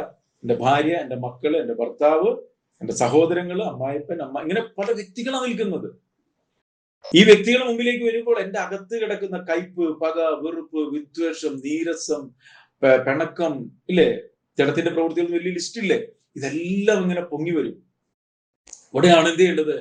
ഈ വചനത്തിന്റെ അനുസരണത്തിൽ കൂടി ഞാൻ എന്റെ മനസ്സിനെ പുതുക്കണം. എന്നിൽ ഈ സ്വഭാവമല്ല ഇനി ഇന്ന് വരേണ്ടത്, ഇങ്ങനെയല്ല ഞാൻ സംസാരിക്കേണ്ടത്, ഇങ്ങനെയല്ല ഞാൻ പെരുമാറേണ്ടത്, അവർ പറയുന്നതിന് ഇങ്ങനെയല്ല ഞാൻ മറുപടി പറയേണ്ടത്. കർത്താവ് എനിക്ക് അങ്ങനെയല്ല മാതൃക കാണിച്ചു തന്നിരിക്കുന്നത്. പുത്രനെങ്കിലും താൻ അനുഭവിച്ച കഷ്ടങ്ങളാലാണ് അനുസരണം പഠിച്ച് തികഞ്ഞവനായതെങ്കിൽ ഞാനും ഈ സാഹചര്യത്തിന്റെ നടുവിൽ വചനത്തെ മുറുകെ പിടിക്കും. ഞാൻ അവിടെ താണിരിക്കും. അവന്റെ ബലമുള്ള കൈക്ക് ഞാൻ താണിരിക്കും. നന്മയാൽ ഞാൻ തിന്മയെ ജയിക്കും. എല്ലാവരോടും ഞാൻ സമാധാനം ആചരിക്കും. ദൈവത്തിന്റെ കൃപയിൽ ഞാൻ ആശ്രയിച്ചുകൊണ്ട് ഈ വചനത്തിന്റെ അനുസരണത്തിലേക്ക് എന്നെ പരിശുദ്ധാത്മാവ് നയിക്കും. അങ്ങനെ വചനത്തെ മുറുകെ പിടിക്കുമ്പോൾ മനസ്സ് പുതുങ്ങാൻ തുടങ്ങും. കേട്ടോ, മനസ്സ് പുതുക്കുക എന്ന് പറഞ്ഞ് ഈ വചനം മുറുകെ പിടിക്കുമ്പോൾ ആ വചനത്തിന് തടസ്സം നിൽക്കുന്ന ആഡാമിക് നേച്ചർ എന്റെ അകത്ത് നിന്നും നീങ്ങിപ്പോകാൻ തുടങ്ങും തോറും സംഭവിക്കും, എന്റെ സ്വഭാവം മാറാൻ തുടങ്ങും. ആ സ്വഭാവത്തിലുള്ള മാറ്റം ആണ് തേജസ്സിലേക്ക് എന്നെ നയിക്കുന്നത്. ഓരോ വചനത്തിന് അനുസരണവും എന്റെ സ്വഭാവത്തെ വ്യതിയാനപ്പെടുത്തുകയും രൂപാന്തരപ്പെടുത്തുകയും ഞാൻ തേജസ്സിലേക്ക് വളരാൻ തുടങ്ങുകയും ചെയ്യും. എന്റെ ശരീരം എന്ന് പറയുന്നത് ന്യൂട്രലാണ്. മനസ്സിലായോ? കണ്ണിമയ്ക്കുന്നതിനിടയിൽ ഈ ശരീരം എന്ത് ചെയ്യും? തേജസ്സുള്ള ശരീരമായിട്ട് മാറും. മരണമില്ലാത്ത, ദ്രവത്വമില്ലാത്ത, തേജസ്കരിക്കപ്പെട്ട ഒരു ശരീരത്തിലേക്ക് നാം രൂപാന്തരപ്പെടും. ഇതാ കർത്താവ് നമുക്ക് കാണിച്ചു തന്നത്, തേജസ്കരിക്കപ്പെട്ട ശരീരം. മത്തായിയുടെ സുവിശേഷത്തിൽ നമുക്ക് കാണാം, അവൻ യാക്കോബും യോഹന്നാനും പത്രോസും കൂടി മറുരൂപമല്ലിലേക്ക് പോയിട്ട് അവൻ പെട്ടെന്ന് അവിടെ രൂപാന്തരപ്പെട്ടു. തേജസ്സുള്ള ഒരു ശരീരം, ഒരു അലക്കുകാരനും വെളുപ്പിക്കാൻ കഴിയാത്ത വണ്ണം അവന്റെ വസ്ത്രം വെണ്മയായി തീർന്നു. മോശയും ഏലിയാവും അവനോട് സംഭാഷിക്കുന്നത് കണ്ടു. എന്തിനാ അതൊക്കെ കാണിച്ചത്? എന്റെ പ്രിയമുള്ളവരെ, നമ്മൾ ഈ തേജസ്സുള്ള ശരീരം പ്രാപിക്കണം. തേജസ്സുള്ള കർത്താവിന്റെ സന്നിധിയിലേക്ക് നമ്മളും ഈ തേജസ്കരിക്കപ്പെട്ട ശരീരം പ്രാപിച്ചിട്ടാണ് ചെല്ലുന്നത്. കർത്താവ് പണ്ട് മോശയോട് പറഞ്ഞില്ലേ, എന്നെ കണ്ടിട്ട് ആർക്കും നിൽക്കാൻ പറ്റത്തില്ല. ഇപ്പൊ നോക്കിയേ, കർത്താവിന്റെ സന്നിധിയിൽ തേജസ്സിൽ മോശം നിൽക്കുന്നത് നിങ്ങൾ കണ്ടോ? മത്തായിയുടെ സുവിശേഷത്തില് ഏലിയാവ് അഗ്നിമയമായ രഥങ്ങളോട് കൂടെ എടുക്കപ്പെട്ടു. ഏലിയാവ് വന്നിരിക്കുന്നു, അവർ തേജസ്സിലാണ് വന്നിരിക്കുന്നത്. ഇനി നമ്മൾ എന്ത് ചെയ്യണം? നമ്മൾ ഈ തേജസ്സിലേക്ക് എടുക്കപ്പെടണം. പത്രോസിന് യാക്കോബിന് യോഹനും ഒന്നും മനസ്സിലായി. പത്രോസ് പറയാം, ഞാൻ 3 കുടിലുണ്ടാക്കട്ടെ. പറയുന്നൊന്നും മനസ്സിലാവണില്ല. ഞാനീ പറയുന്നത് നിങ്ങൾക്ക് എത്രത്തോളം മനസ്സിലാവുന്നുണ്ട്? ഞാനീ പറയുന്നത് മനസ്സിലാവണമെങ്കിൽ നിങ്ങൾ വചനം വായിക്കണം, വചനം ധ്യാനിക്കണം, വചനം അനുസരിച്ച് നടക്കാനുള്ള ഒരു ആഗ്രഹം ഉണ്ടാകണം. പരിശുദ്ധാത്മാവിനെ നയിക്കപ്പെടുന്ന ഒരു ജീവിതത്തിലേക്ക് വരണം. വചനവിരുദ്ധമായ കാര്യങ്ങൾ അല്ലെങ്കിൽ ഒന്നും മനസ്സിലാവത്തൊന്നുമില്ല. ഇങ്ങനെ കേൾക്കാന്ന് മാത്രമേ ഉള്ളൂ. വചനത്തിന്റെ അനുസരണം വരുന്നുണ്ടോ, ഈ പറയുന്നത് ഞാൻ തെളിയാൻ തുടങ്ങും, കത്താൻ തുടങ്ങും അകത്ത്. അവൻ തിരുവെഴുത്തുകൾ പറഞ്ഞുകൊണ്ടിരുന്നപ്പോൾ ഞങ്ങളുടെ ഹൃദയം അകത്ത് കത്തിക്കൊണ്ടിരുന്നില്ലയോ എന്ന് പറയുന്ന പോലെ, ഞാനീ പറയുന്ന വചനം കർത്താവിന്റെ വചനമോ, അന്ന് പറഞ്ഞ അതേ വചനം ഞാനീ പറയുന്നു. ഞാൻ ഒന്നും കൂട്ടുന്നില്ല, കുറയ്ക്കുന്നില്ല. ഇത് പറയുമ്പോൾ നിങ്ങളുടെ ഹൃദയം ഇങ്ങനെ കത്തിക്കൊണ്ടിരിക്കും. മനസ്സിലായോ?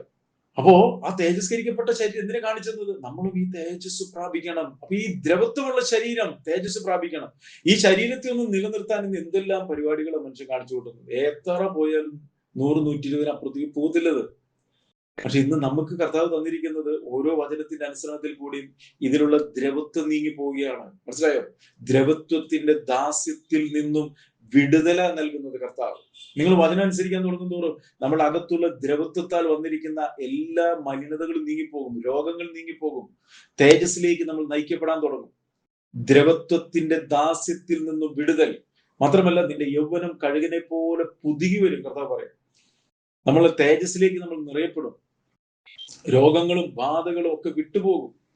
മനസ്സിലായി? വചനത്തിന് അനുസരണം വരുമ്പോൾ അതിനൊന്നും ഇരിക്കാൻ പറ്റത്തില്ല. അപ്പോ ഈ ഒരു തലത്തിലേക്ക് നമ്മളെ നയിച്ച്, അപ്പോ ഞാൻ പറഞ്ഞത് ആ കർത്താവ് നമുക്കൊരു നിത്യഭവനം ഒരുക്കുന്നു എന്ന് പറഞ്ഞാൽ പ്രിയമുള്ളവരെ, അതൊന്ന് കാണണം കേട്ടോ നിങ്ങള്. ആ കർത്താവിനോട് കൂടെ വാഴാനായിട്ട് ഇത്ര മനോഹരമായിട്ടുള്ള ഈ ഭൂമിയിൽ നമ്മൾ എന്തൊക്കെ ഉണ്ടാക്കിയാലും, എത്ര കെട്ടിടം പണിതാലും, നമുക്കിത് കൊണ്ടുപോകാൻ, ഇവിടുന്ന് വല്ലതും കൊണ്ടുപോകാൻ പറ്റുമോ? ഈ ഭൂമിയിലേക്ക് എന്തെങ്കിലും കൊണ്ടുവന്നിട്ടുണ്ടോ ആരെങ്കിലും? ഇവിടുന്ന് എന്തെങ്കിലും കൊണ്ടുപോകാൻ പറ്റും? പിന്നെ എന്തിനാ നമ്മൾ ഈ കിടന്ന് ഓടി അസ്വസ്ഥമാകുന്നത്? എന്തിനാ? ദൈവജനം പറയുന്നില്ല, ഈ ഭൂമിയിലേക്ക് നമ്മൾ ഒന്നും കൊണ്ടുവന്നിട്ടില്ല, ഇവിടെ നിന്ന് ഒന്നും കൊണ്ടുപോകുവാനും കഴിയുന്നതല്ല. ഇതൊക്കെ വചനാ പറയുന്നത്. ഉണ്ണാനും ഉടുപ്പാനും ഉണ്ടെങ്കിൽ മതിയെന്ന് വെപ്പിൻ.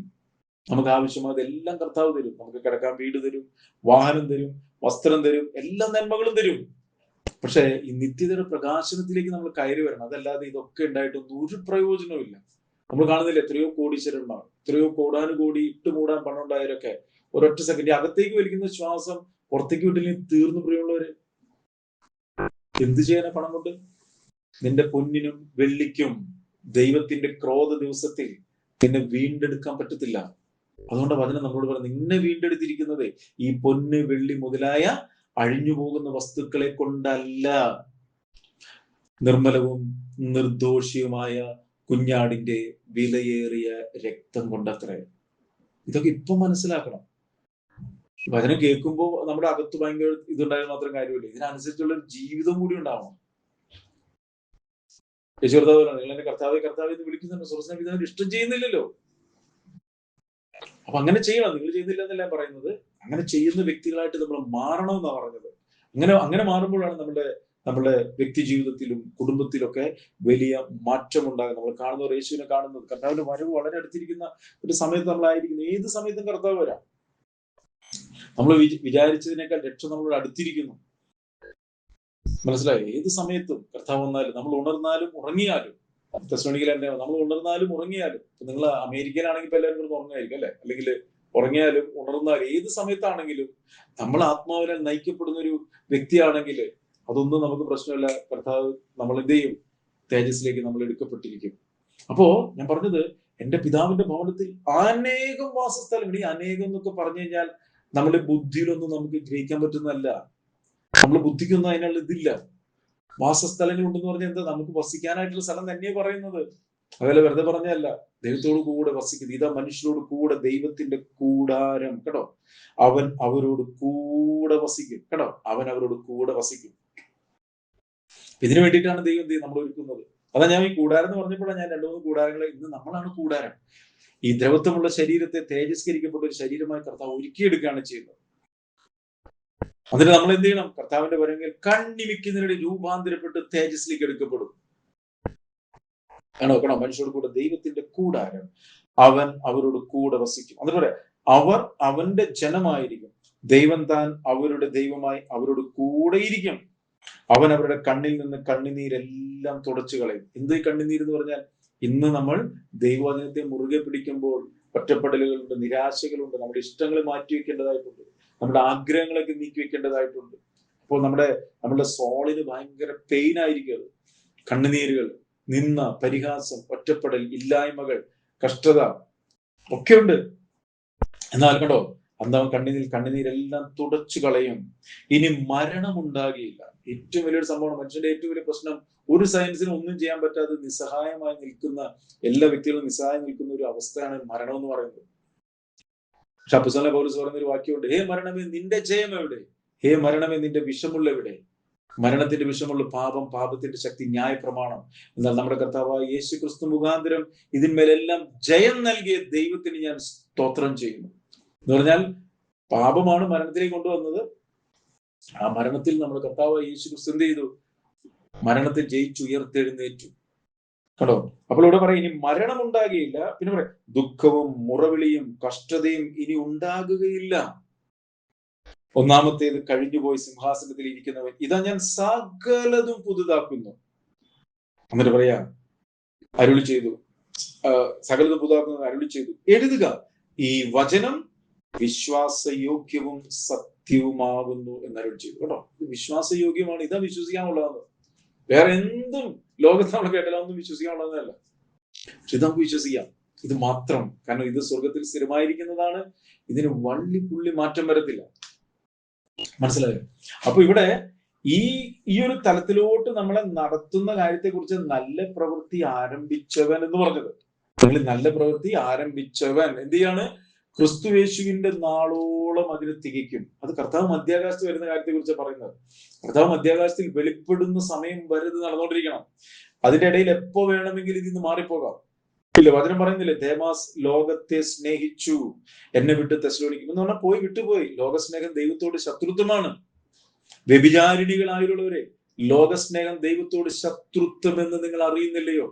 അപ്പൊ ലോകത്തിന്റെ സ്നേഹിതന്മാരായി ഇച്ഛിക്കുന്നവരൊക്കെ ദൈവത്തിന് അകന്നു പോകുന്നു. എന്ത് ലോകം എന്ന് പറഞ്ഞാൽ ദൈവത്തെക്കാൾ അധികമായി ഞാൻ എന്തെങ്കിലും ഇഷ്ടപ്പെടുക, ദൈവത്തിൽ നിന്ന് എന്നെ അകറ്റിക്കൊണ്ടുപോകുന്ന എല്ലാം ലോകമാണ്. അത് എന്തു ആയിക്കൊള്ളട്ടെ, അതിനാണ് ഈ ലോകം എന്ന് പറയുന്നത്. ദൈവവചനത്തിൽ നിന്നും ദൈവഹിതത്തിൽ നിന്നും ദൈവിക പദ്ധതിയിൽ നിന്നും ഒരു വ്യക്തിയെ വലിച്ചു കൊണ്ടുപോകുന്ന ഒന്ന്, അതിനാണ് ലോകം എന്ന് പറയുന്നത്.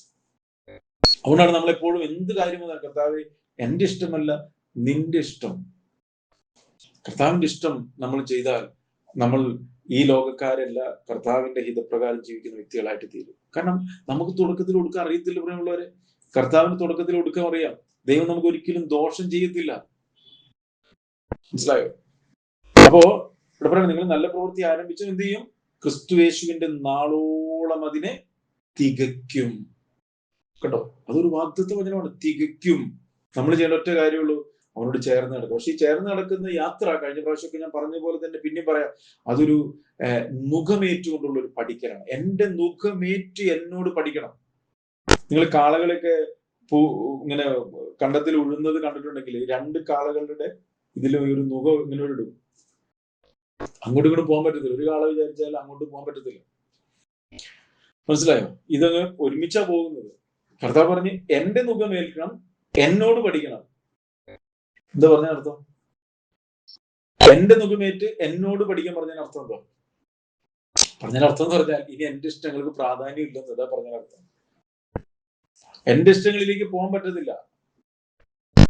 ദൈവത്തിന്റെ ഇഷ്ടം ചെയ്യണം. ദൈവത്തിന്റെ ഇഷ്ടം നമ്മുടെ ശുദ്ധീകരണമാണ്. നമ്മുടെ ശുദ്ധീകരണത്തിലേക്ക് ദൈവത്തിന്റെ ആത്മാവ് നമ്മൾ നയിച്ചുകൊണ്ടിരിക്കുമ്പോൾ നമുക്ക് ഭയങ്കര അസ്വസ്ഥതയായിരിക്കും. എന്റെ ഇഷ്ടങ്ങളെ മരിപ്പിക്കുക, ഇഷ്ടങ്ങളെ വേണ്ടാന്ന് വെക്കുക, ഞാൻ ഉദ്ദേശിച്ച പോലെ കാര്യങ്ങൾ നടക്കുന്നില്ല, ഞാൻ ഉദ്ദേശിച്ച പോലെ കാര്യങ്ങൾ പോകുന്നില്ല, ഞാൻ വിചാരിച്ചോട് പോകാൻ പറ്റുന്നില്ല, വിചാരിച്ച പോലെ ചെയ്യും, ഇങ്ങനെ ഇഷ്ടം പോലെ സംഭവങ്ങളുണ്ട്.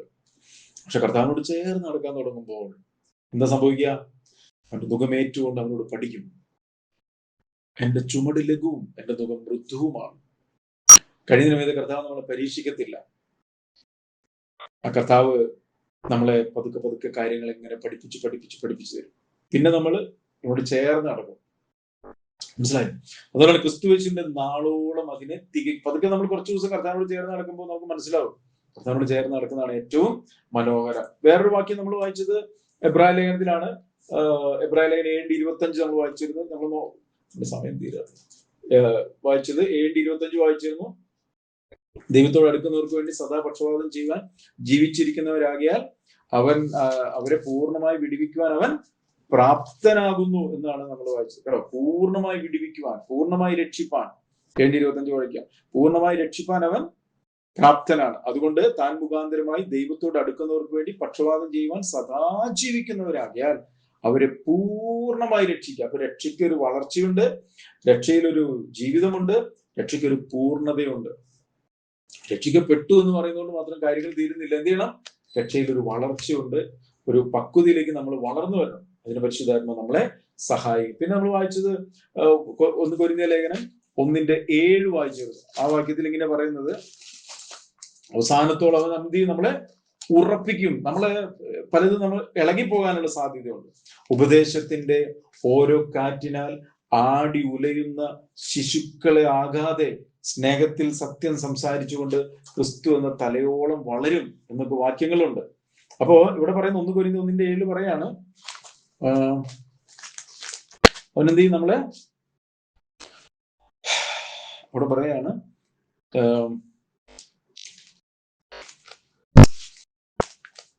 കൊരിന്ത്യർക്ക് 1 ലേഖനം, കർത്താവായ യേശു ക്രിസ്തുവിന്റെ പ്രത്യക്ഷത കാത്തിരിക്കുന്നു. ഇങ്ങനെ നിങ്ങൾ ഒരു കൃപാവരത്തിൽ കുറവില്ല, നാം കർത്താവായ യേശു ക്രിസ്തുവിന്റെ പ്രത്യക്ഷത കാത്തിരിക്കുന്നു. അവൻ അവസാനത്തോളം നമ്മളെ ഉറപ്പിക്കും. 2 തെസ്സലോനിക്ക ലേഖനം 3:3 അത് നമ്മൾ വായിച്ചിട്ടുണ്ടോ? നമ്മൾ പറഞ്ഞു. 2 തെസ്സലോനിക്ക ലേഖനം 3:3 കൂടി എടുത്തു കഴിഞ്ഞാൽ അവിടെ പറയുന്നതാണ്,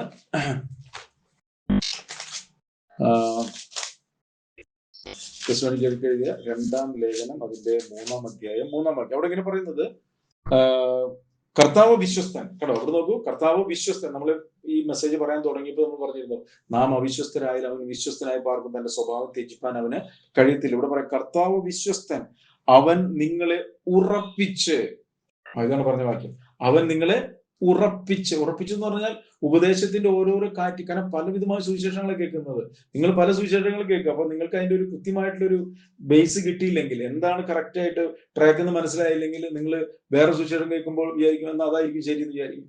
വേറൊരു ജ്ഞാനത്തിന്റെ വശീകരണ വാക്ക് കേൾക്കുമ്പോൾ ഇത് ഭയങ്കര സംഭവമാണല്ലോ പറയുന്നത്, ഭയങ്കര കാര്യങ്ങളാണല്ലോ പറയുന്നത്, അപ്പൊ അത് കേൾക്കും. ഒടുക്കെന്താവും, നമുക്ക് ഒരു പിടിയില്ലാത്ത, അങ്ങോട്ട് ഉലഞ്ഞ് ഇങ്ങോട്ട് ഉലഞ്ഞ്. നമ്മൾ യോഹന്നാൻ സ്നാപകൻ യേശുവിന് വേണ്ടി വഴിയൊരുക്കാൻ വന്നവനാണ്.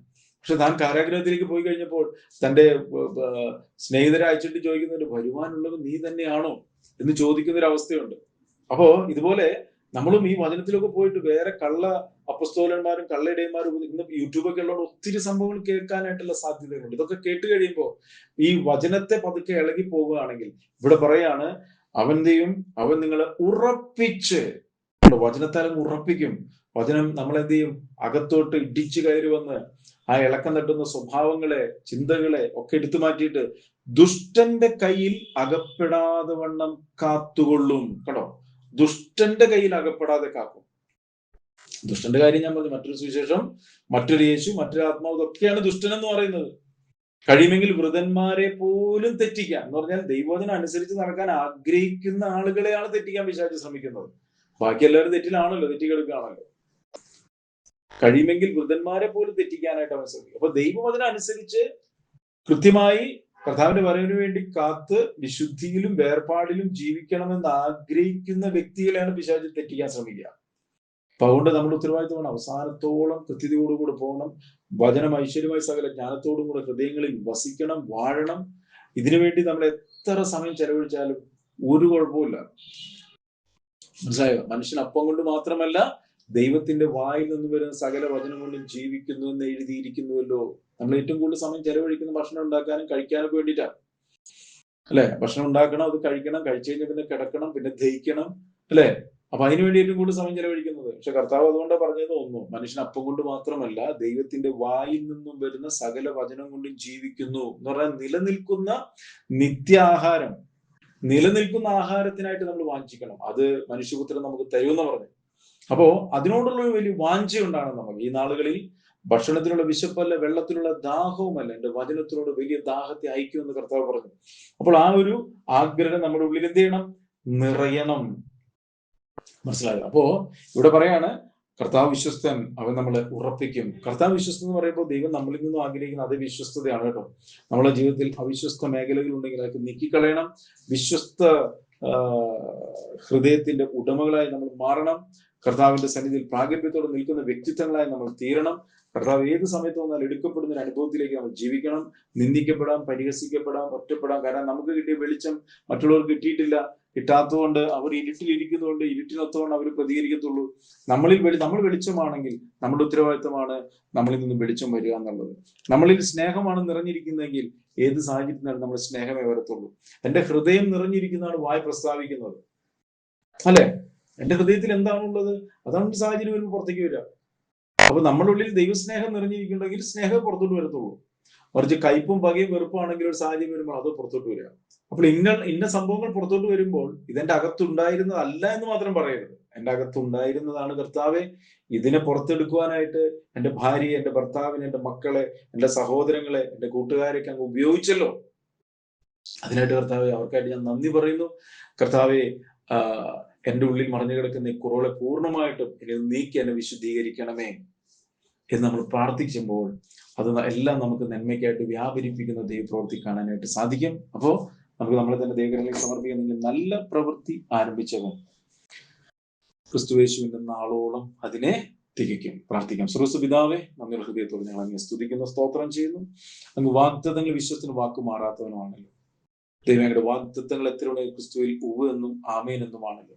നിങ്ങളുടെ വാഗ്ദത്ത വചനമാണ് ഞങ്ങൾ നല്ല പ്രവൃത്തി ആരംഭിച്ചവൻ ക്രിസ്തുയേശുവിന്റെ നാളോളം അതിനെ തികയ്ക്കുമെന്നുള്ളത്. കർത്താവെ, ആ വചനത്തിനൊത്തവണ്ണം ഞങ്ങളും അങ്ങയോട് ചേർന്ന് നടപ്പാൻ, അങ്ങിൽ നിന്നും അങ്ങയുടെ വചനത്തിൽ നിന്ന് ഇടത്തോട്ട് വലത്തോട്ട് മാറാതെ ജീവിപ്പാൻ കർത്താവെ, സാഹചര്യങ്ങളുടെ നടുവിൽ കഷ്ടങ്ങളും പ്രയാസങ്ങളും ഒറ്റപ്പെടലുകളും നിരാശകളും കർത്താവൊക്കെ വരുമ്പോൾ അതിന്റെ എല്ലാം നടുവിൽ വ്യക്തികളിലല്ല കർത്താവ് നിന്നിൽ തന്നെ ആശ്രയിപ്പാൻ, യഹോവ തന്നെ ആശ്രയമായിരിക്കുന്ന വ്യക്തിത്വങ്ങളായി തീരുവാൻ ഞങ്ങൾ എല്ലാവരും അങ്ങ് സഹായിക്കണം. കർത്താവ് ശബ്ദം കേൾക്കുന്ന ഓരോ മക്കളെയും ഓരോ കുടുംബങ്ങളെയും ഒക്കെ അനുഗ്രഹിക്കുന്നു. കർത്താവ് ഭവനങ്ങൾ സ്വർഗീയ ഭവനങ്ങളായി തീരണം. ഐക്യതയും സ്നേഹവും സമാധാനവും സന്തോഷവും നൽകണം. എല്ലാം നന്മകളാലും നിറയ്ക്കണം. കർത്താവെ, അവരുടെ ആവശ്യങ്ങളിലൊക്കെ ദൈവകരം കൂടിയിരിക്കണം. എന്റെ ദൈവം നിങ്ങളുടെ ആവശ്യങ്ങളൊക്കെ മഹത്വത്തോടെ തന്റെ ധനത്തിനൊത്തോളം ക്രിസ്തു യേശുവിൽ പൂർണ്ണമായി നിവർത്തിച്ചു തരുമെന്നുള്ള നിങ്ങളുടെ വാഗ്ദത്ത വചനത്തെ അയക്കുന്നു. കർത്താവെ, ഭക്ഷണത്തിലുള്ള വിശപ്പ്, വെള്ളത്തിലുള്ള ദാഹവുമല്ല അങ്ങയുടെ വചനത്തോട് വലിയ ദാഹത്താൽ അങ്ങ് നിറയ്ക്കണം. പുതുഭാഷകളാൽ നിറയ്ക്കണം. കർത്താവെ, കൃപാവരങ്ങളാൽ അങ്ങ് നിറയ്ക്കണമേ. കർത്താവെ, പകർന്നിരിക്കുന്ന കൃപാവരങ്ങളെ ജ്വലിപ്പിക്കണമേ എന്ന് പ്രാർത്ഥിക്കുന്നു. കർത്താവ്, ദൈവം സന്തോഷം കൊണ്ട് എല്ലാവരെയും നിറയ്ക്കണം. കർത്താവ്, എല്ലാ നിരാശകളും ദുഃഖങ്ങളും ഭീതികളും ഉത്കണ്ഠകളൊക്കെ മാറിപ്പോട്ടെ. അവരിലേക്ക് നോക്കിയവർ പ്രകാശിതരായി അവരുടെ മുഖം ലജ്ജിച്ചു പോയില്ല നല്ലൊരു ചെയ്ത കർത്താവെ, എല്ലാ നിരാശകളും എല്ലാ മൂടുപടങ്ങളും എല്ലാം മാറിപ്പോട്ടെ. കർത്താവെ, എന്റെ സന്നിധിയിൽ സന്തോഷം, വലതുഭാഗത്ത് എന്നും പ്രമോദവും ഉണ്ടല്ലോ. ദൈവ സന്തോഷം കൊണ്ടും സ്വസ്ഥത കൊണ്ടും എല്ലാവരെയും നിറയ്ക്കണം. കർത്താവ്, ഞങ്ങൾ കാണുന്ന യേശുവിനെ കാണുന്ന ഒരു ജീവിതത്തിലേക്ക് ഞങ്ങൾ നടത്തണമെന്ന് പ്രാർത്ഥിക്കുന്നു. എല്ലാവരും അനുഗ്രഹിച്ച് പ്രാർത്ഥിക്കുന്നു. എല്ലാവരും ഒരു അനുഗ്രഹമാക്കി മാറ്റണം. കർത്താവെ, യേശു ക്രിസ്തുവിൻ നാമത്തിൽ പ്രാർത്ഥിക്കുമ്പോൾ കൃപ തോന്നി കേൾക്കണം സ്വർഗീയ പിതാവേ. ആമേൻ. God bless U.